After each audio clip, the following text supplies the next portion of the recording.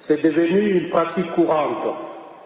Il ne se passe pas un jour sans qu'un cortège officiel ou un haut responsable contrevienne au code de la route, soit en stationnant de manière sauvage, soit en prenant le plus souvent le sens contraire de la circulation routière.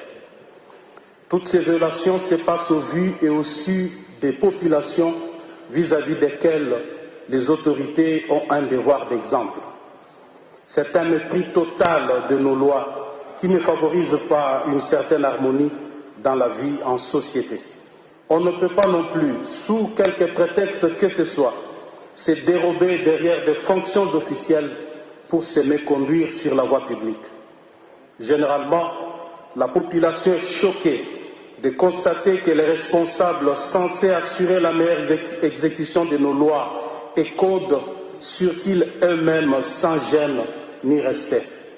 Cette situation qui devient une norme chez nous devrait pourtant nous interpeller tous, responsables d'État comme population, car elle véhicule une image très négative de notre pays.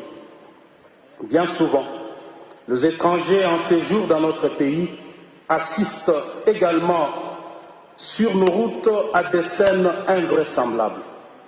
Il est généralement admis que les embouteillages sauvages que nous connaissons à Kinshasa sont essentiellement causés par la mauvaise conduite des automobilistes qui manquent de courtoisie et de tempérance. Il ne faudrait pas en rajouter une couche en véhiculant l'image de hors-la-loi parce qu'on occupe des fonctions officielles.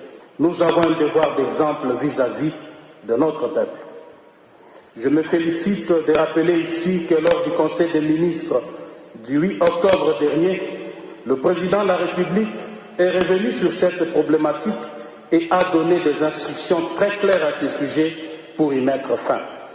Je ne doute pas un seul instant que le gouvernement de la République ait pris toutes les dispositions idoines quant à ça. Chers